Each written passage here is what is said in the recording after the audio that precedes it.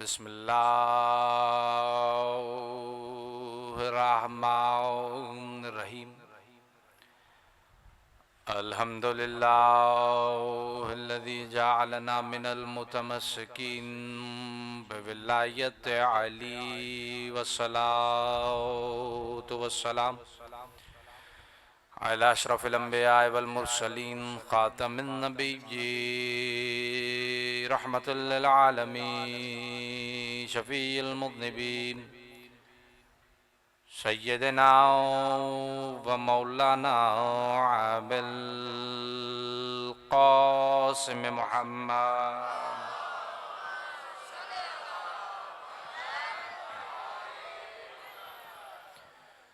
ولا اہل بیتہ الطیبین الطاہرین المعصومین المظلومین المنتجبین المنتخبین الذین اذهب اللہ عنہم الرجس وطہرہم تطہیرا اللہم صلی علی محمد ولعن اللہ ولا اعضاءہم ومنکر فضائلہم وغاصب حقوقہم مجمعین من الآن الى قیام یوم الدین اما بعد فقد قال اللہ تبارک و تعالی فی محکم کتابہ المجید والفرقان الحمید وقولہ الحق بسم اللہ الرحمن الرحیم من یطع الرسول فقد اطاع اللہ ومن تولا فما ارسلناک علیہم حفیظا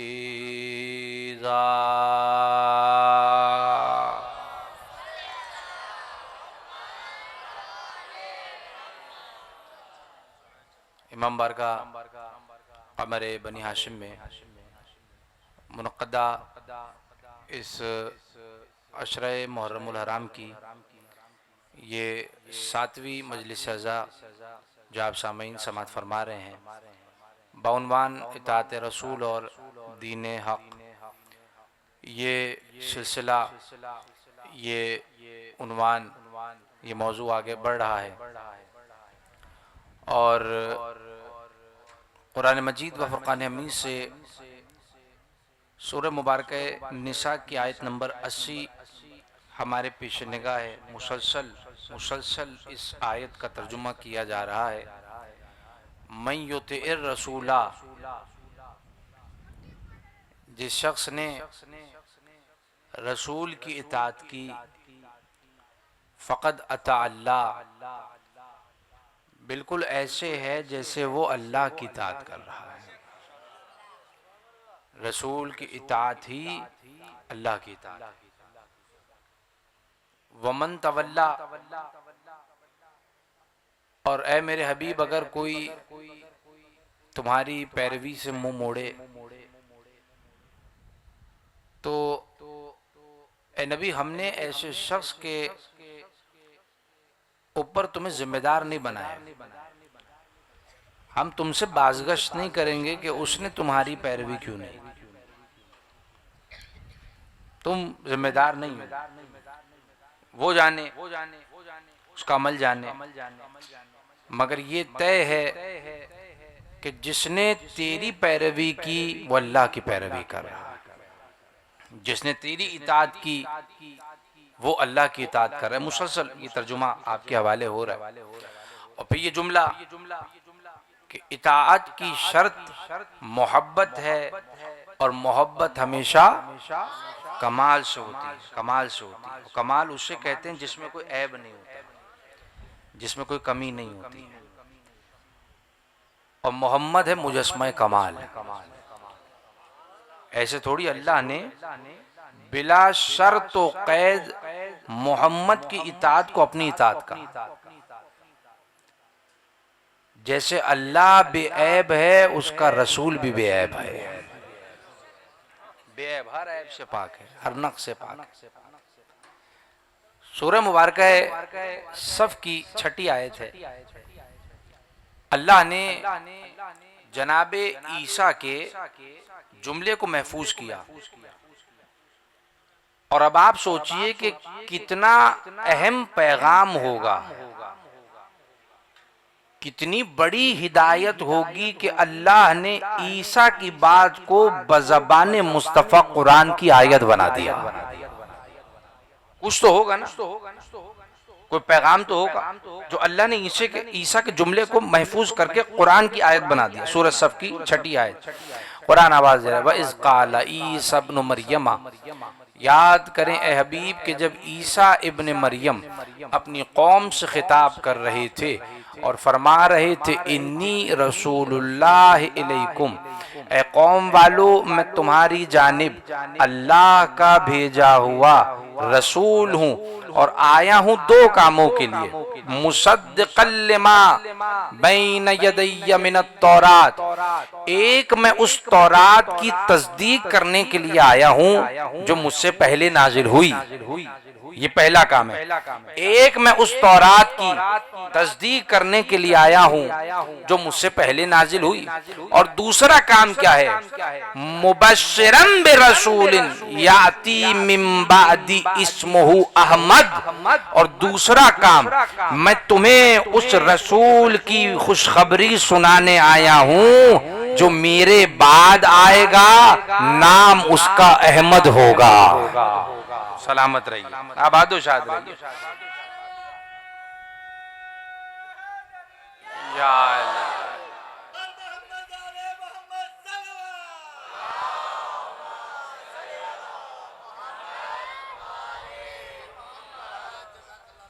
پہلی چیز تو یہ کہ میں تصدیق کروں گا تورات کی، اور خوشخبری سناؤں گا اس نبی کی کہ جو میرے بعد آئے گا، نام اس کا احمد ہوگا۔ دیکھیں تمام علماء عالم اسلام اس بات پر متفق ہیں، احادیث شاہد ہیں، روایات شاہد ہیں، جملہ ضائع نہ ہو، آسمان پہ اس نبی کا نام احمد ہے، زمین پر محمد کہلائے، سب نے لکھا ہے۔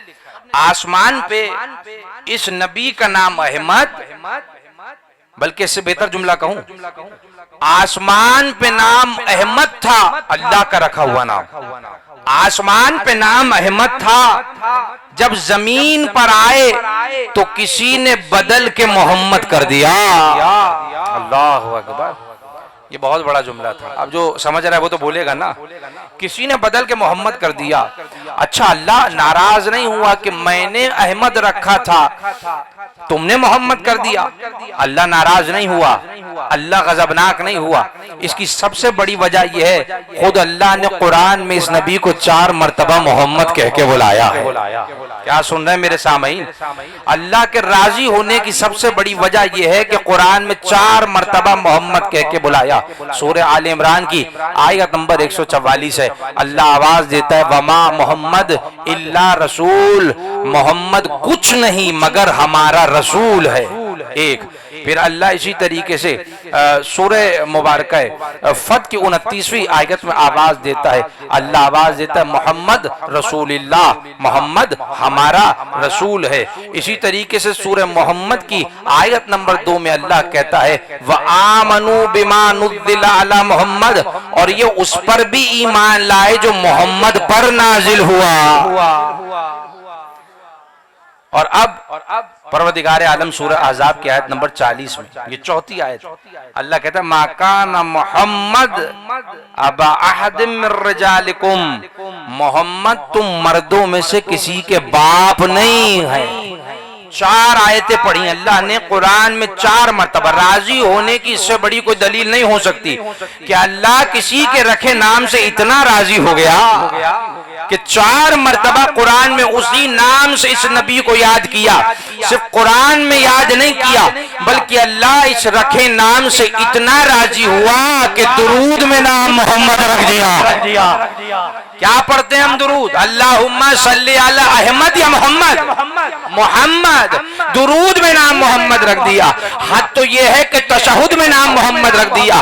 اشہد ان محمد یا احمد محمد. اللہ نے تشہد میں نام محمد رکھ دیا. حد تو یہ ہے کہ اتنا راضی ہوا کہ کلمے میں نام محمد رکھ دیا ہے.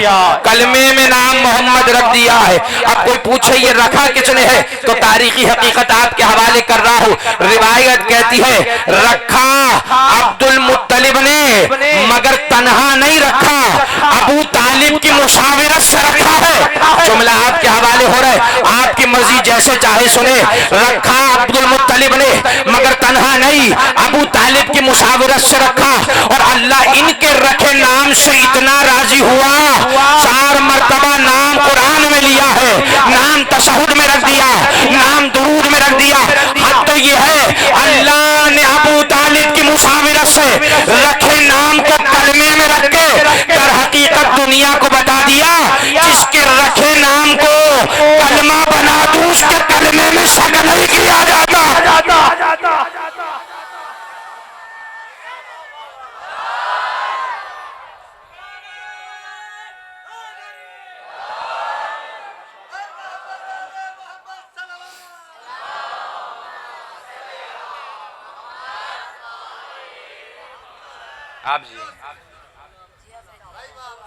اللہ نے ابو طالب کے رکھے نام کو کلمہ بنا دیا.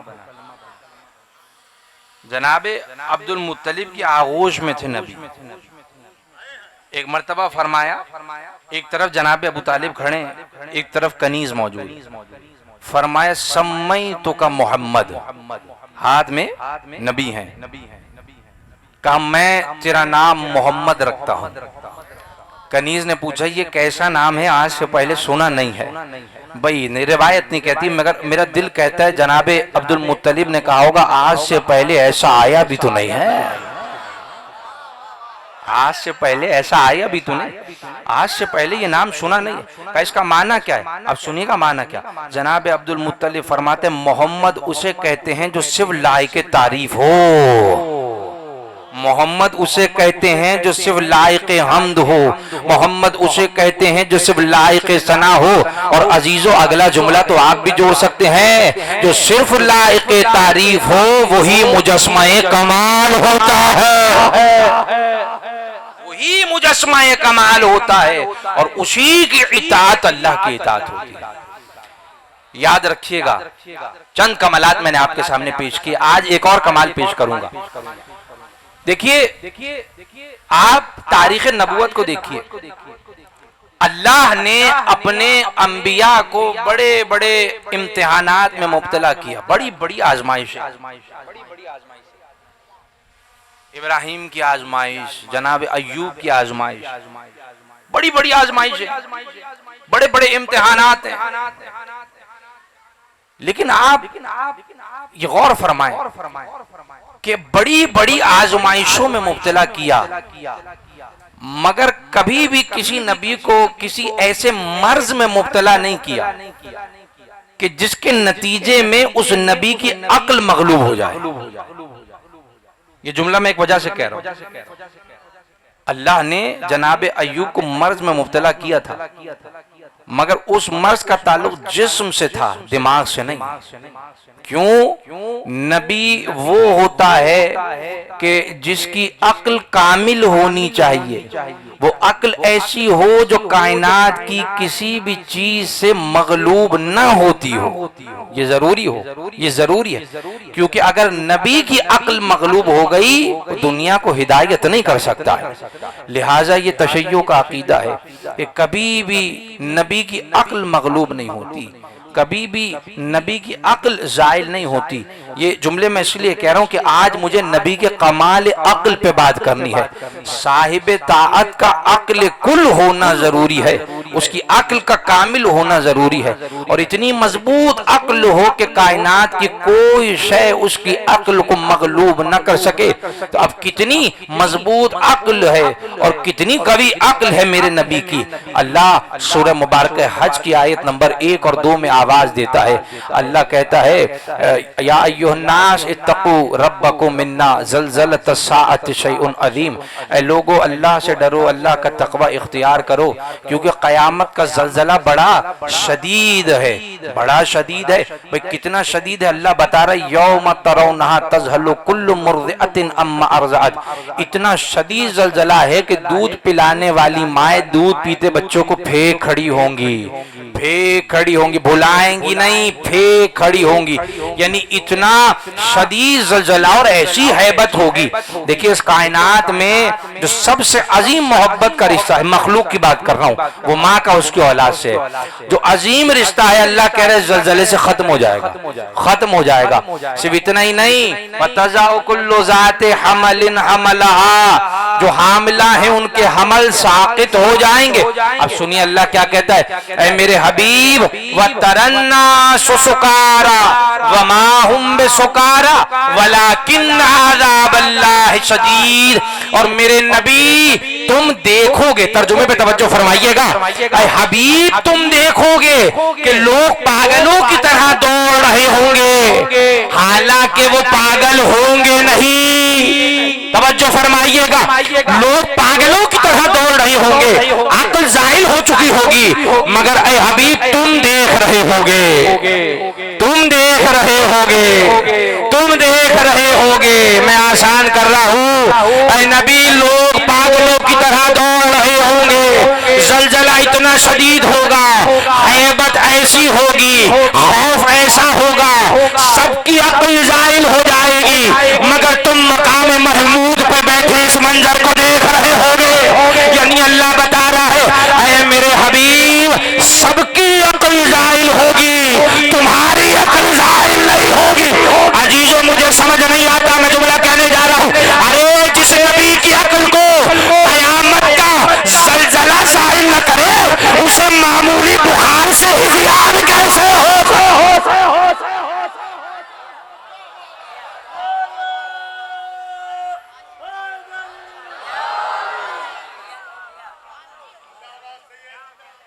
خدا کی قسم مجھے سمجھ نہیں آتا، جس نبی کی عقل کو قیامت کی ہولناکی زائل نہ کرے، اسے معمولی بخار سے ہذیان کیسے ہو سکتا ہے؟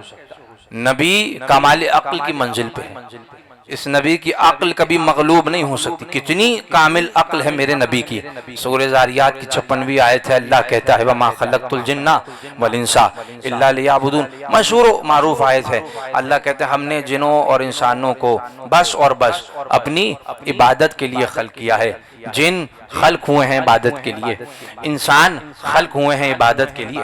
دیکھیے اگر اس آیت کی اہمیت کو سمجھنا نا، یہ طریقہ علماء کا ہے، علماء بتاتے ہیں، میں تو صرف نقل کر رہا ہوں، علماء کہتے ہیں اگر اس آیت میں بتائے گئے وہ ہدف کہ جس کے لیے انسان خلق ہوا ہے، جس کے لیے بنایا گیا، اگر اس کی اہمیت کو سمجھنا ہے تو پہلے انسان یہ جان لے کہ وہ اس روئے زمین پہ تنہا نہیں ہے۔ میں آپ سے پوچھتا ہوں کہ اس پوری دنیا میں ایک واحد مخلوق انسان ہے، انسان کے علاوہ کوئی نہیں بستا، کوئی نہیں بستا؟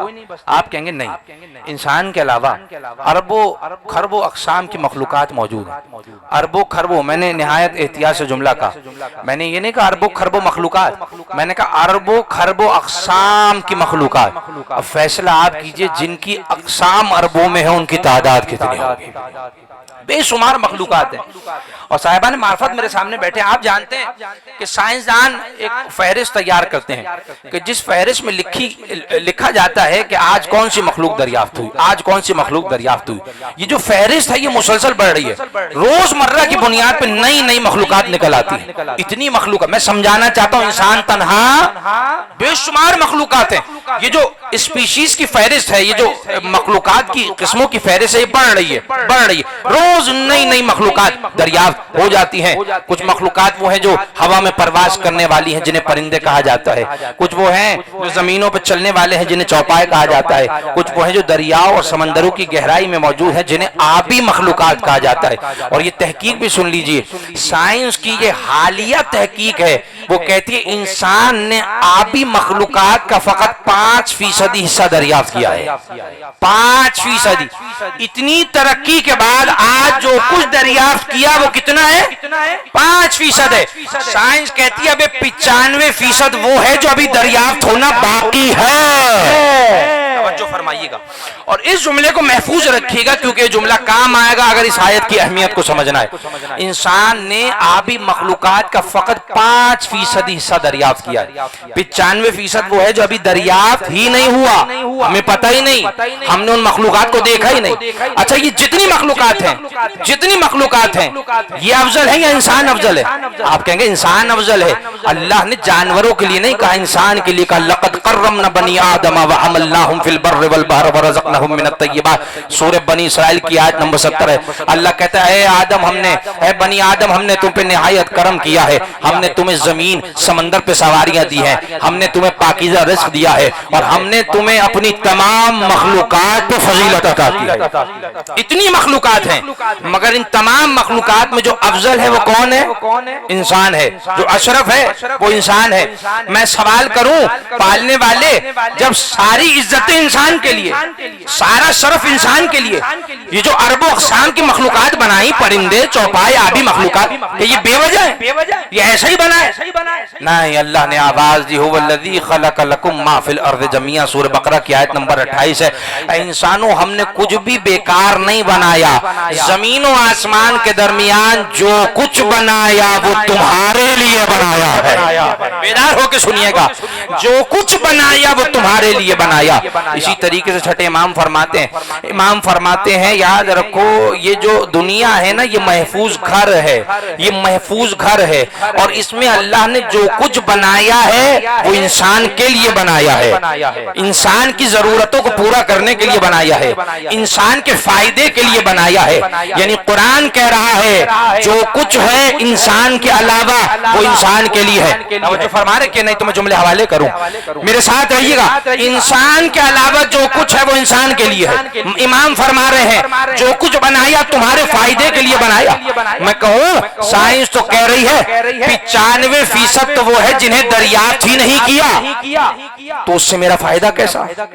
یعنی میری ناقص عقل یہ کہہ رہی ہے نقصان یا فائدے کا تصور وہاں پیدا ہوتا ہے جہاں نفع یا نقصان پہنچانے والی مخلوق میرے سامنے ہو۔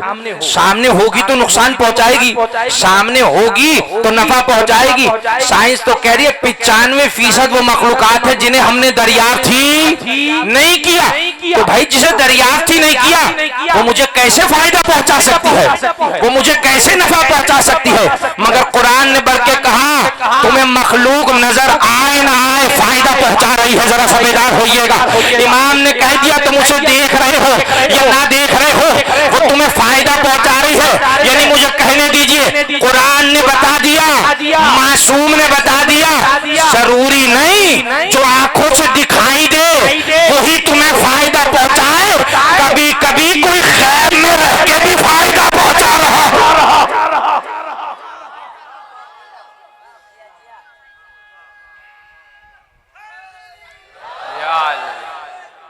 اتنی مخلوقات بنائی کس کے لیے؟ تمہارے لیے، تمہارے لیے۔ یعنی اللہ نے کسی مخلوق کو بیکار نہیں بنایا، اتنی مخلوقات بنائی، وہ اشرف نہیں، وہ افضل نہیں، وہ افضل مخلوق، وہ اشرف مخلوق نہیں، مگر ان کی خلقت کا ہدف بنائے جانے کا مقصد موجود ہے۔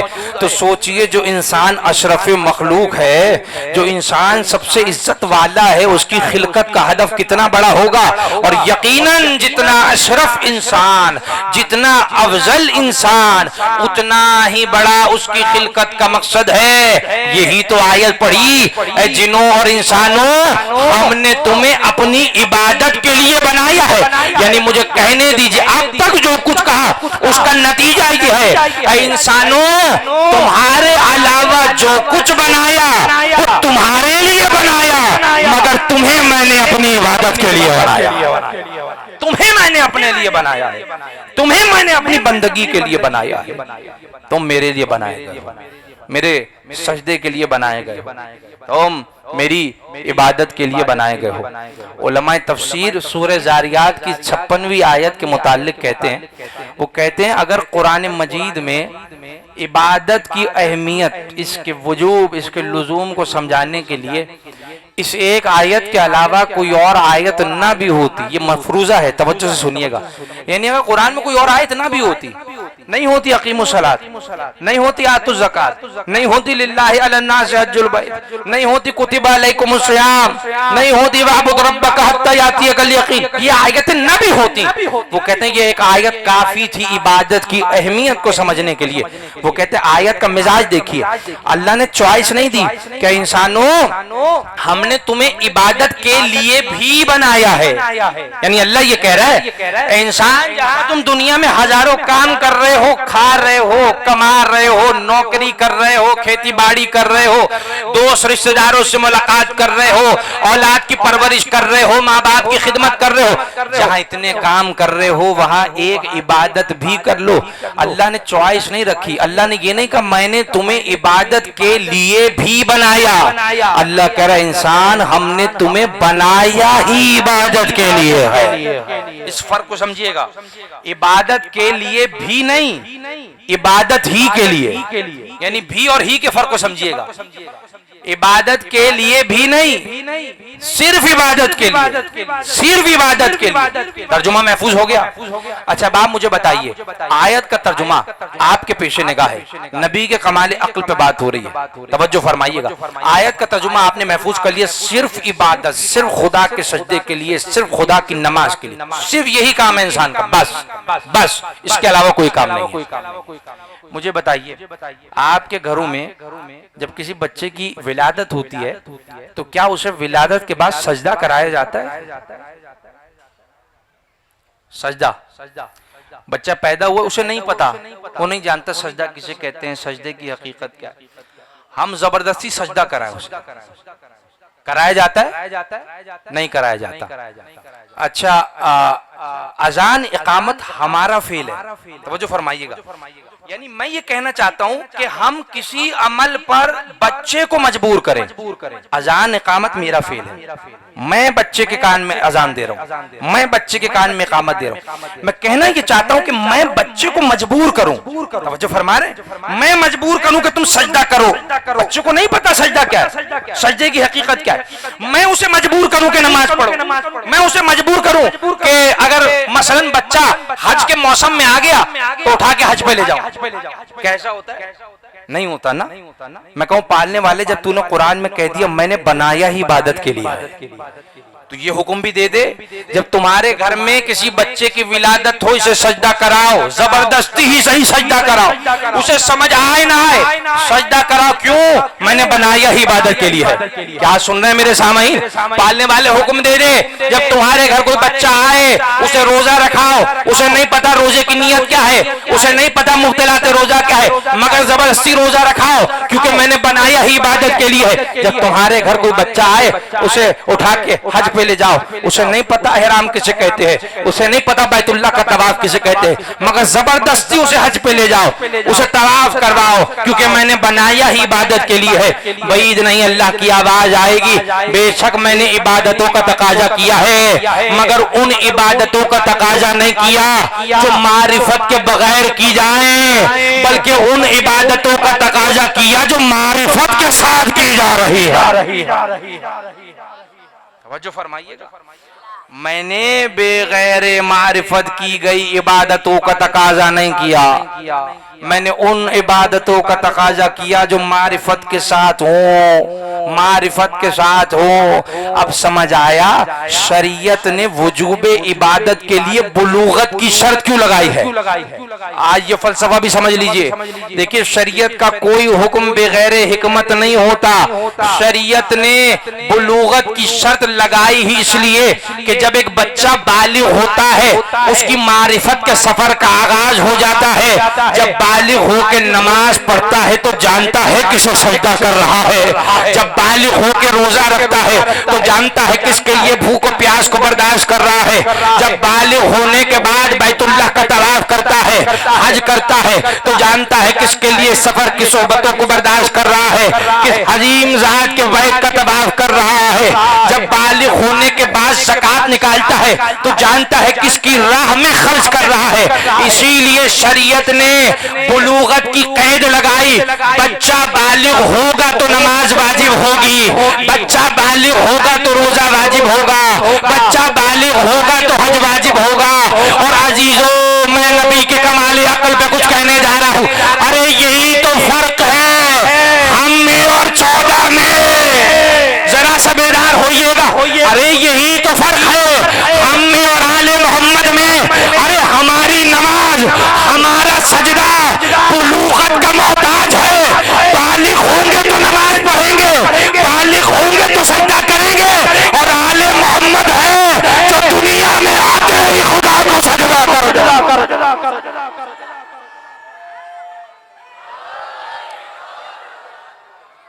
آل محمد وہ ہیں جو دنیا میں آتے ہی خدا کو سجدہ کر دیتے ہیں اور سجدہ کر کے بتاتے ہیں، دیکھ لو تم تکمیل عقل، تکمیل علم، تکمیل معرفت کے لیے زنوزان کے محتاج ہو، مگر ہم وہ ہیں جو دنیا میں آتے ہی کامل عقل رکھتے ہیں، ہم دنیا میں آتے ہی کامل معرفت رکھتے ہیں، کامل علم رکھتے ہیں۔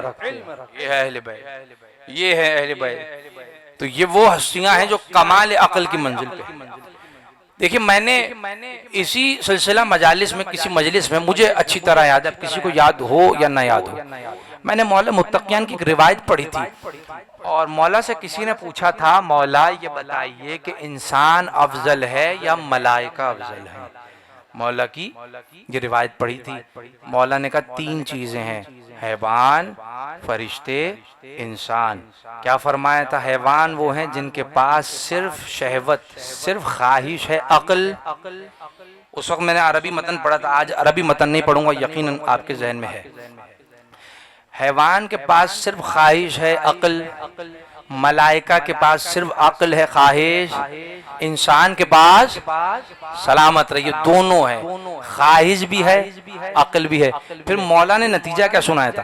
مولا نے کہا اب جو اپنی عقل کو چھوڑ کے خواہش کے پیچھے بھاگے وہ حیوان نہیں، حیوان سے جو اپنی شہوت کو چھوڑ کر عقل کے فیصلے کو مانے، خواہش کو چھوڑ کے عقل کی مانے، وہ فرشتہ نہیں، فرشتے سے سلامت رہی۔ جملہ محفوظ کر لیجئے، جو خواہش کے پیچھے جائے وہ حیوان سے بدتر۔ یہ جملہ میں محفوظ کرنے کی زحمت دے رہا ہوں، یہ کام آئے گا۔ جو خواہش کے پیچھے جائے وہ حیوان سے بدتر، جو عقل کے فیصلے کو مانے وہ فرشتوں سے۔ میں پھر سے کہہ رہا ہوں تاکہ جملہ محفوظ ہو جائے، جو خواہش کے پیچھے جائے وہ حیوان سے بدتر، جو عقل کے فیصلے کو مانے وہ فرشتوں سے افضل۔ اب جملہ کہہ رہا ہوں، ارے ہم نے غدیر خواہش سے نہیں مانی، عقل کے فیصلے سے مانی۔ مل کے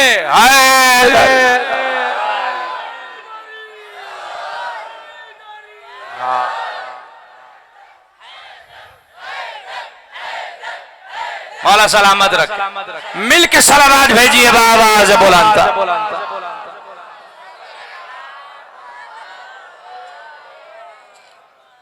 اللہ اکبر۔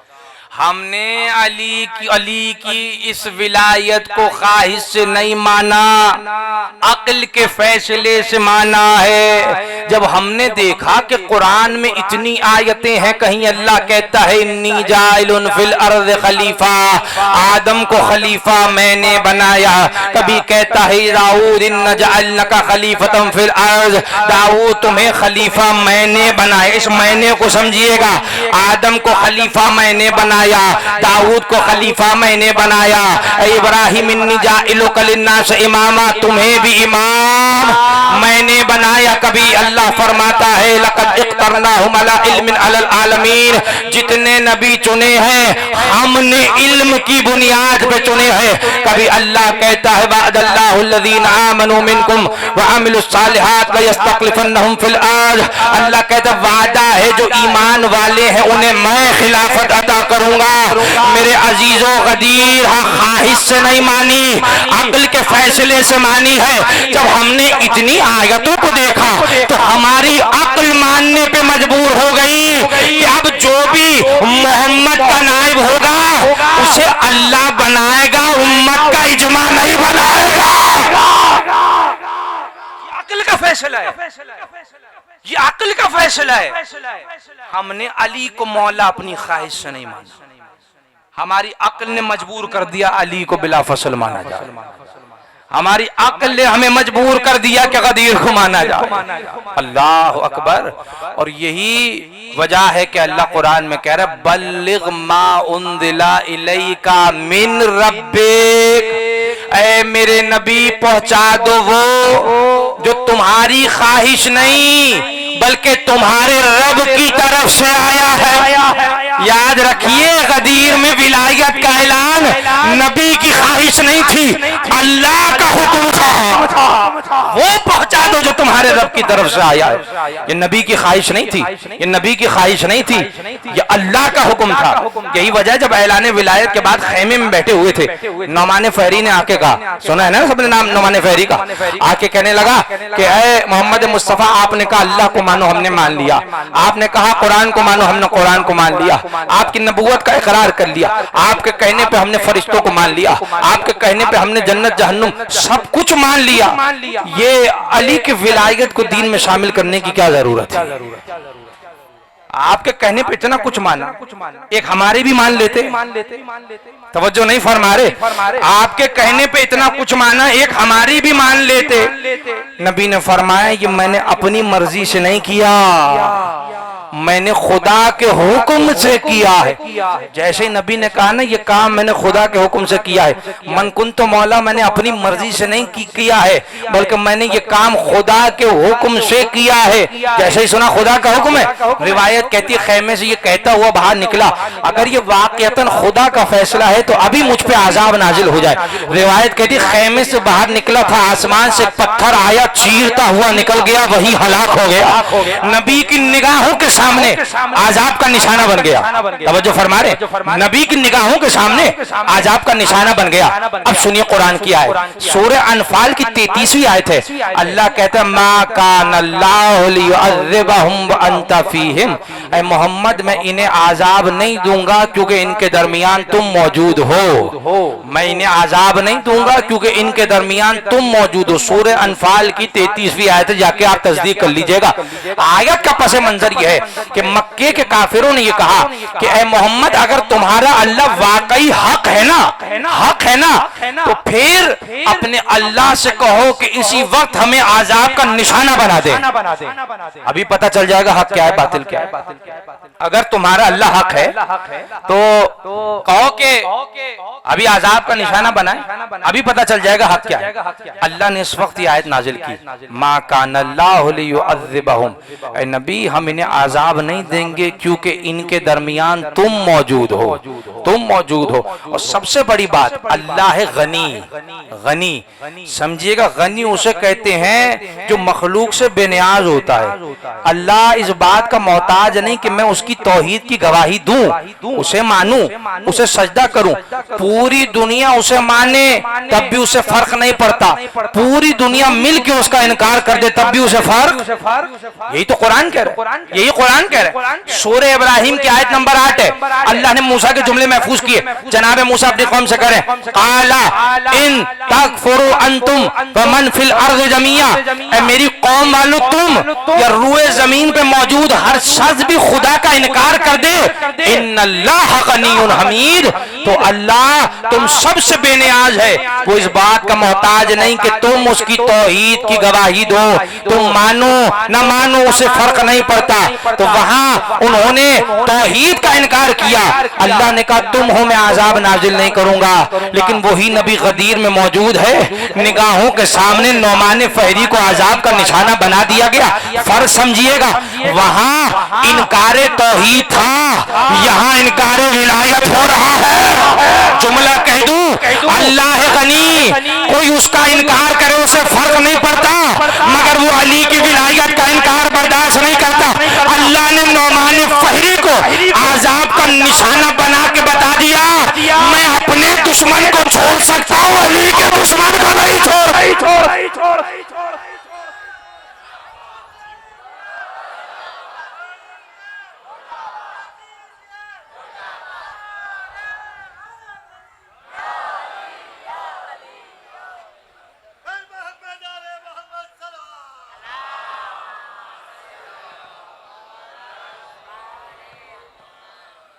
لہٰذا آپ جیئیں، آپ سلامت رہیے، آپ سب عزادار سلامت رہیے۔ ہم نے غدیر کو اپنی خواہش سے نہیں مانا، عقل نے مجبور کیا کہ غدیر کو مانا جائے۔ جو عقل کی مانے وہ فرشتوں سے افضل، جو خواہش کے پیچھے جائے وہ حیوان سے۔ سنیے روایت، یہ ہمارا حوالہ نہیں، طرف مقابل کا حوالہ ہے۔ ایک شخصیت نے ابن عباس سے پوچھا کہ یہ بنی ہاشم والے ہم سے ناراض کیوں ہیں؟ نام کسی کا نہیں لیتا میں، کسی نے پوچھا، اب کس نے پوچھا یہ میرا موضوع بحث نہیں ہے، بلکہ میں جملہ کہوں اس سے زیادہ اہم باتیں میرے پاس کرنے کے لیے۔ کسی نے پوچھا بنی ہاشم والے ہم سے ناراض کیوں؟ ہم نے کیا کیا ہے؟ ہم نے کیا کیا؟ دیکھیے جو کچھ ہوا وہ اس لیے ہوا کہ عرب والوں کی خواہش یہ تھی کہ نبوت اور امامت ایک گھر میں جمع نہ ہو۔ ہم نے کچھ نہیں کیا، توجہ نہیں فرما رہے، ہم نے کچھ نہیں کیا۔ عرب والوں کی خواہش تھی، عرب والوں کی خواہش تھی، عرب کیا ابھی بھی وضاحت کی ضرورت ہے؟ عرب والوں کی خواہش، میں یہی تو کہہ رہا ہوں، جو خواہش کے پیچھے جائے وہ حیوان سے بدتر ہے، وہ حیوان سے بدتر ہو جاتا ہے۔ جو خواہش کے پیچھے جائے وہ حیوان سے بدتر، جو غدیر کو مانے وہ ملائکہ سے افضل ہو جاتا ہے، وہ ملائکہ سے افضل ہو جاتا ہے، وہ ملائکہ سے افضل ہو جاتا ہے۔ یاد رکھیے گا کربلا میں امام حسین کے مقابلے میں جو موجود ہیں وہ منکران ولایت علی، وہ منکران ولایت علی ہیں، وہ دشمنان مولا متقیان ہیں۔ اصل دشمنی علی کی ہے، اصل دشمنی علی کے۔ امام حسین نے پوچھا تھا روز عاشور، امام نے پوچھا، مقتل کا جملہ ہے، کیوں تم میرے دشمن بن گئے؟ کیوں میری اولاد کے دشمن بن گئے؟ میرے اصحاب کے دشمن بن گئے؟ کیوں؟ کیا دشمنی ہے؟ کہ حسین تم سے نہیں، تمہارے باپ علی سے دشمنی ہے۔ کربلا میں جو کچھ ہوا وہ علی کی دشمنی میں ہو، مگر مجھے کہنے دیجئے یہ دشمنی کیسی دشمنی ہے؟ یہ دشمنی کیسی دشمنی ہے جس دشمنی نے حسین سے اس کا اکبر چھین لیا ہے؟ یہ دشمنی کیسی دشمنی ہے کہ جس نے حسین سے قاسم کو چھین لیا؟ یہ دشمنی کیسی دشمنی ہے جس دشمنی نے حسین سے عباس جیسا بھائی چھین لیا؟ حد تو یہ ہے کہ اس دشمنی نے 6 ماہ کے اصغر کو چھین لیا،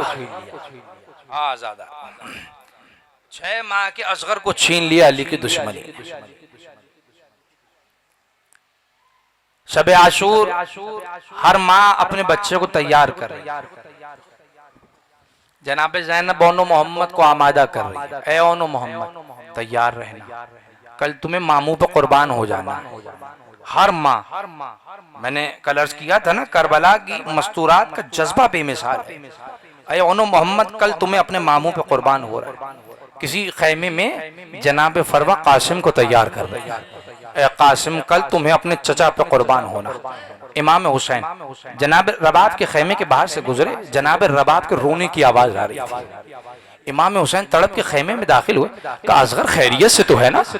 ارے 3 دن کا پیاسا بچہ ہے۔ امام نے کہا اصغر خیریت سے تو ہے نا؟ کہا اصغر تو خیریت سے ہے، مگر میں اس بات پہ رو رہی ہوں کہ میں نے دیکھا کہ ہر ماں اپنے بچے کو تیار کر رہی ہے، ہر ماں اپنے بچے کو کل کے جہاد کے لیے آمادہ کر رہی ہے، اور یقیناً یہ مائیں کل قیامت کے دن آپ کی ماں فاطمہ کے سامنے سرخ روح ہوں گی۔ اے حسین آقا، رونا اس بات پہ ہے کہ کل میں کس کو آپ پر قربان کروں گی؟ مولا میرے پاس تو قربان کرنے کے لیے کوئی بھی نہیں ہے، مولا ایک بچی ہے جو میدان جہاد میں جا نہیں سکتی ہے، اور جو جا سکتا ہے وہ اتنا چھوٹا ہے کہ گھٹنیوں کی بل چل کے بھی میدان نہیں جا سکتا۔ اجرکم من اللہ، خدا آپ کو کوئی غم نہ دے سوائے غم اہل بیت کے۔ آقا میں اس لیے پریشان ہوں، کل کیا قربان کروں کہ قیامت کے دن آپ کی ماں فاطمہ کے سامنے سرخ روح ہو جاؤ۔ حسین میرے پاس قربان کرنے کے لیے کچھ بھی نہیں ہے، بعید نہیں۔ امام حسین نے فرمایا ہو اے رباب تم سرخ روح ہوگی کیونکہ تمہاری سکینہ بھی قربانی دے گی، تمہارا اصغر بھی قربانی دے گا۔ سکینہ بھی جہاد کرے گی، اصغر بھی جہاد کرے گا۔ جملہ سنیں گے رونے کے لیے کافی ہے۔ سکینہ تماچوں کے ذریعے جہاد کرے گی، اصغر تیر کے ذریعے جہاد کرے گی۔ اے رباب تم میری ماں فاطمہ کے سامنے سرخ روح ہوگی۔ ہاں آزادارو، امام حسین علیہ السلام کی مظلومیت پہ اگر کربلا میں کوئی سب سے بڑی دلیل پوچھے کیا ہے تو کہیے گا جناب علی اصغر۔ شام میں ایک مہر مظلومیت سکینہ نے لگائی، کربلا میں علی اصغر نے لگائی۔ آزادارو کچھ دیر میں جناب علی اصغر کا جھولا برآمد ہوگا، اور جب یہ جھولا برآمد ہو تو نہایت ادب، احترام، تعظیم کے ساتھ باری باری اس جھولے کی زیارت کیجیے گا اور جی بھر کے منتیں مرادیں مانگیے گا۔ بس ایک بات کا خیال رکھیے گا، جب جھولے کی زیارت کریں تو آنکھوں میں آنسو ہو، کیونکہ آج اس ماں کو پرسہ دینا ہے جس کی ایک بچی شام کے زندان میں کربلا کی خاک۔ اجرکم من اللہ، اپنی آوازوں کو آزاد کر دیجئے، اگر آج بھی نہ روئے تو کب روئیں گے؟ آزادارو 7 محرم کی شب آ چکی ہے، مولا آپ کے گریے کو قبول فرمائے۔ مصائب کے 2 جملے سن لیجئے۔ بس آزادارو، امام حسین کی مظلومیت پہ سب سے بڑی دلیل سنانے جا رہا ہوں، میں حسین کے اصغر کے مصائب سنانے جا رہا ہوں۔ جناب مختار کا طریقہ یہ تھا، جب بھی کسی قاتل امام حسین کو پکڑتے تھے اس سے پوچھتے تھے تو نے کیا کیا ہے؟ جب ابو خلیل کو پکڑا پوچھا تم نے کیا کیا، اس نے بتایا میں نے یہ بھی کیا، میں نے یہ بھی کیا۔ ایک منزل پہ آ کے جناب مختار کہنے لگے تم نے اتنا ظلم کیا، اتنا ظلم کیا، کیا کوئی ایسی منزل تھی کہ جب تمہیں خود رونا آ گیا ہو؟ ابو خلیل کہتا ہے میں تو کیا سارا لشکر رویا تھا جب حسین اصغر کو سارا لشکر رویا تھا، سارا لشکر رویا تھا۔ اب سنیں گے مصائب کے جملے۔ ابو خلیل کہتا ہے، اب وہ سنا رہا ہے، اب سنیے، وہ کہتا ہے حسین ابا کے دامن میں اصغر کو چھپائے ہوئے تھے، لشکر والے آپس میں باتیں کرنے لگے، شاید حسین قرآن لے کے آ رہے ہیں، اب قرآن کا واسطہ دے کے ہم سے پانی مانگیں گے۔ ابو خلیل کہتا ہے حسین میدان میں آئے، ایک مرتبہ ابا کا دامن ہٹایا، چھوٹا سا بچہ برآمد ہوا۔ حسین نے بلند کر کے کہا میری تمہاری دشمنی مجھ سے ہے، اس بچے سے نہیں ہے، اس بچے کو تھوڑا پانی پلا دو۔ ابو خلیل کہتا ہے اصغر نے سوکھی ہوئی زبان کو لبوں پہ پھیرنا شروع کیا، لشکر مڑ مڑ کے رونے لگا۔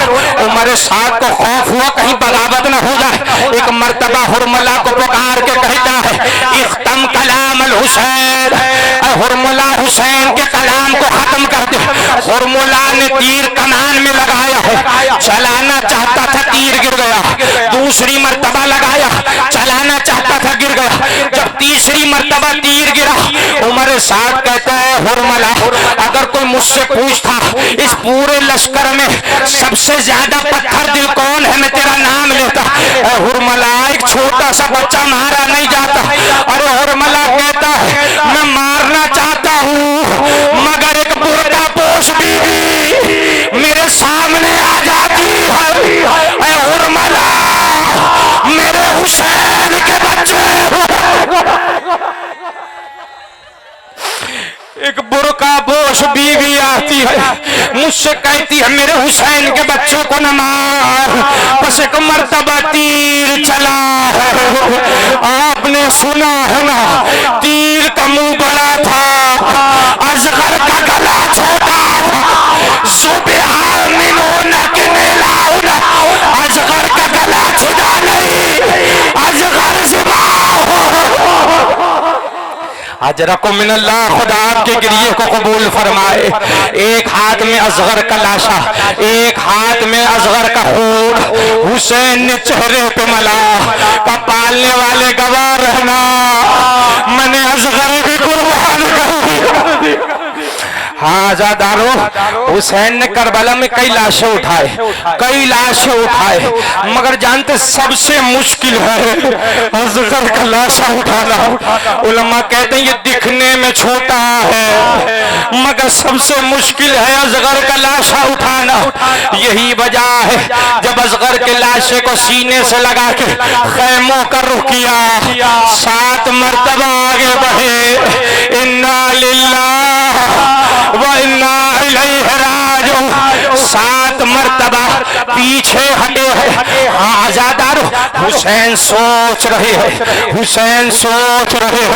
ارے خیمے میں سکینہ انتظار کر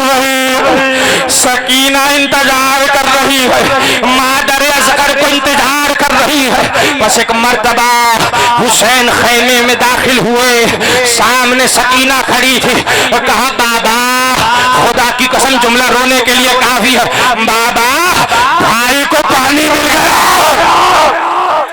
حسین نے ابا کا دامن ہٹایا، اصغر کا لاشا برآمد ہوا۔ جناب رباب نے تڑپ کے کہا امثلو کا یلحال، اصغر 6 مہینے کا تو جانور بھی ذبح نہیں ہو، ہائے میرے اصغر کو ذبح کر دیا۔ حسین خیموں کے پیچھے، بس مسائل تمام ہوئے، جھولا آپ کے درمیان ہوگا۔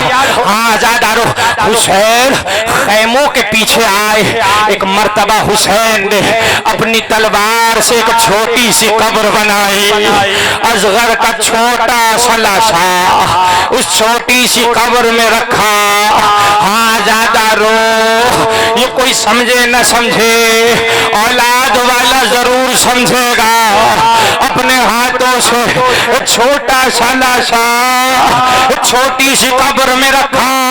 نہ جانے دل حسین پہ کیا گزری ہوگی جب جلتی زمین پہ اصغر کا لاشا رکھا ہوگا، قبر کو ڈھانپا، عصر عاشور سب قتل ہو گئے، ابھی رک جائیے گا، ایک جملہ کہنے جا رہا ہوں، سب قتل ہو گئے، لاشوں کے سر کاٹ کے نیزوں پہ چڑھائے جا رہے تھے۔